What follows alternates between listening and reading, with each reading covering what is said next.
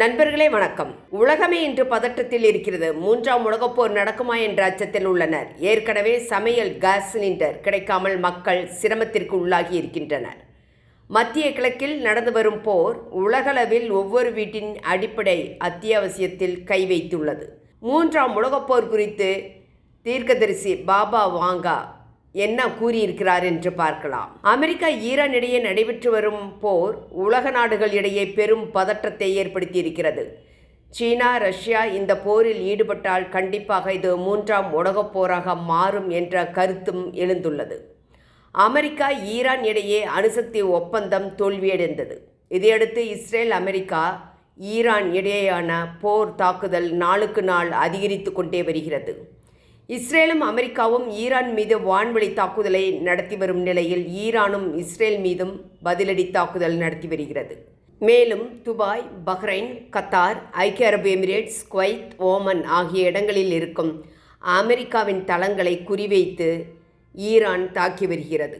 குறிப்பாக எண்ணெய் வளங்கள் மீது இந்த தாக்குதலை நடத்தி வருகிறது.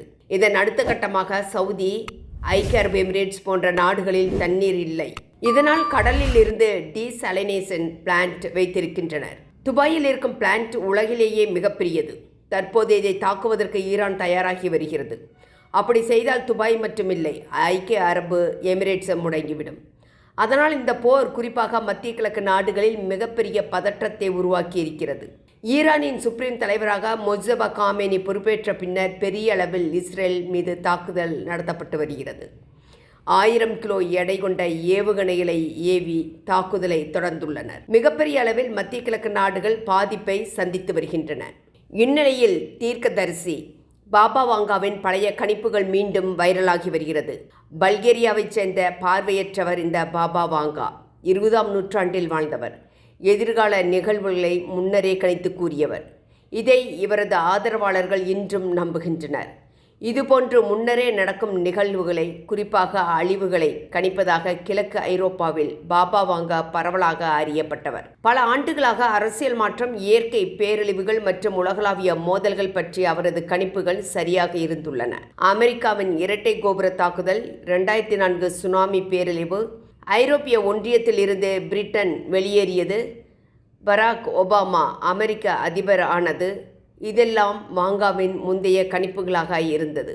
இது மட்டுமில்லை, செர்னோபில் வெடிப்பு குறித்தும் குறிப்பிட்டிருந்தார். கருப்பர் ஒருவர் அமெரிக்காவின் அதிபராக வருவார் என்று குறிப்பிட்டிருந்தார். அது நடந்தது. அவர்தான் பராக் ஒபாமா. அப்போதைய யுகோஸ்லாவியாவில் இருக்கும் நார்த் மெர்சிடோனா என்ற இடத்தில் 1911 பிறந்தவர்.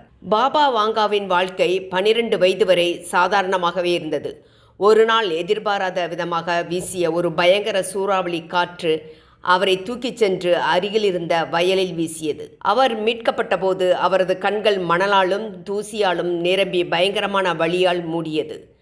வறுமை காரணமாக சரியான சிகிச்சை அளிக்க முடியவில்லை. அவர் தனது கண் பார்வையை முழுமையாக இழந்தார். ஆனால் கண்களில் ஒளி இழந்து ஞானத்தில் ஒளியை பெற்றார். அதே தருணத்தில் அவர் உலகை கணிக்கும் தீர்க்கதரிசியாக உருவெடுத்தார். அவரது 16வது வயதில் உள்ளூர் அரசியல் தேர்தல் முடிவை சரியாக கணித்து இருந்தார். இதையடுத்து அவர் பிரபலமடைந்தார். 2ஆம் உலகப் போரின் போது உயிருடன் இருப்பவர்கள் மற்றும் இறந்து போனவர்கள் பற்றி துல்லியமாக கணித்திருந்தார். இதை கேள்விப்பட்ட பல்கேரியா மன்னர் 3ஆம் போரிஸ், சோவியத் அதிபர் லியோனிட் போன்றவர்கள் இவரை இரகசியமாக சந்தித்து ஆலோசனை பெற்றனர். அவர் சொன்ன வார்த்தைகள் செய்தியாக வரவில்லை, ஆனால் அவரை சந்தித்தவர்களே சாட்சிகளாக இருந்தனர்.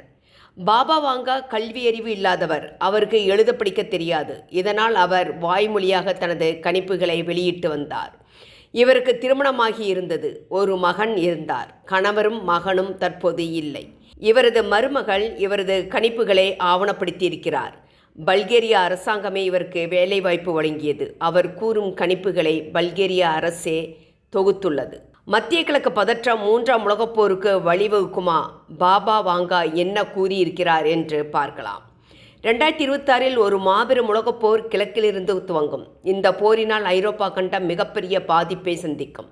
மக்கள் நடமாட்டமில்லாத ஒரு பால் நிலமாக ஐரோப்பா மாறக்கூடும் என்று அவர் கணித்திருக்கிறார். தைவான் மீது சீனா போர் தொடுக்கும். ரஷ்யா, அமெரிக்கா இடையே போர் பதற்றம் ஏற்படலாம். இது பெரிய அளவில் பரவும். பெரிய அளவில் பூகம்பம் ஏற்படும், இயற்கை பேரழிவுகள் ஏற்படும், மனித வாழ்க்கையில் பல்வேறு பணிகளை செயற்கை நுண்ணறிவு நிரப்பும், வேலை இழப்பு ஏற்படும், மனிதர்கள் உலகிற்கு அப்பாற்பட்ட புதிய மனிதர்களை அதாவது ஏலியன்ஸ்களை சந்திப்பார்கள் என்று கணித்திருக்கிறார். பாபா வாங்கா பராக் ஒபாமா மட்டுமில்லை, அமெரிக்காவின் இரட்டை கோபுரம் தாக்கப்பட்டது, ஹைதி நிலநடுக்கம், ISIS தலையெடுப்பு ஆகியவற்றையும் சரியாக கணித்திருந்தார். மேலும் அவர் தனது கணிப்பில் என்ன கூறியிருக்கிறார் என்றால், ஒரு தலைவர் நாட்டை பெரும் அமைதியற்ற பொருளாதார சூழலுக்கு தள்ளுவார் என்றும் கணித்திருக்கிறார். உலகளாவிய வங்கிகளின் நிலைமை சீர்குலையும், தங்கம் மற்றும் டிஜிட்டல் சொத்துகளின் மதிப்பு உயரும், சாதாரண கரன்சிகள் செல்லாததாகும், உலக அரசியலில் பெரும் தாக்கத்தை ஏற்படுத்த சக்தி வாய்ந்த ஒரு புதிய தலைவர் உருவெடுப்பார். உலகின் அதிகார மையம் மேற்கிலிருந்து கிழக்கு நோக்கி நகரும். கிழக்கு நோக்கி நகரும் என்றால் அந்த அதிகார மையம் இந்தியாவா என்ற கேள்வியும் எழுந்துள்ளது. நண்பர்களே, இங்கே உங்களது கருத்துக்களை பதிவிடவும். எண்ணெய் மற்றும் பெட்ரோலுக்கு மாற்றாக ஒரு புதிய எரிசக்தி கண்டறியப்படும், இது உலக நாடுகளுக்கு இடையே இருக்கும் எண்ணெய் அரசியலை உடைக்கும் என்று கணித்துள்ளார். ஒரு நாடு பயாலஜிக்கல் வெப்பன்ஸ் பரிசோதிக்கும், ஆனால் அதனால் புதிய வகை பாதிப்புகள் ஏற்படும். ட்ரம்புக்கு உடல் ரீதியான பாதிப்பு வரலாம் என்றும் கணித்திருக்கிறார். புடினுக்கும் ஆபத்து இருக்கிறது என்று கணித்துள்ளார். பாபா வாங்கா 1996 மறைந்துவிட்டார். ஆனால் அவர் விட்டு சென்ற எச்சரிக்கைகள் இன்று 2026 ஒவ்வொன்றாக நிஜமாவது போல தோன்றுகிறது. பாபா வாங்கா கூறியது அனைத்தும் அப்படியே நடந்தது என்றும் கூறிவிட முடியாது. 2016 ஐரோப்பா அழியும் என்று கூறியிருந்தார். 2010-14 அணு ஆயுத போர் நடக்கும் என்றார். ஆனால் அப்படி எதுவும் நடக்கவில்லை. தீர்க்கதரிசி பாபா வாங்கா தனது நூலில் 7 மாதங்களுக்கு பெரிய போர் நீளும் என்று குறிப்பிட்டிருப்பதாக தகவல்கள் தற்போது வெளியாகி பரபரப்பை ஏற்படுத்தியிருக்கிறது. 7 months கிரேட் வார் என்று புத்தகத்தில் குறிப்பிடப்பட்டுள்ளது. உண்மை நிலை என்ன என்று பார்க்கலாம். தற்போதைய மத்திய கிழக்கு நிலைமை கவலை அளிப்பதாக இருக்கிறது. 3ஆம் உலகப் போர் தொடங்குமா என்ற கேள்வி இன்னும் எழுந்து வருகிறது. உலக அரசியல் சூழல் சிக்கலானதாக இருந்தாலும் பல நாடுகள் பதற்றத்தை குறைக்கும் முயற்சியில் ஈடுபட்டுள்ளன. நண்பர்களே, உங்களது கருத்துக்களை எங்களுடன் பகிரவும். உங்களது ஆதரவு எங்களுக்கு மிகப்பெரிய ஊக்கமாக இருக்கும்.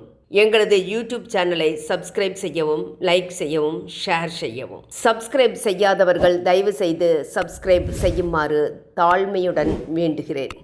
நன்றி.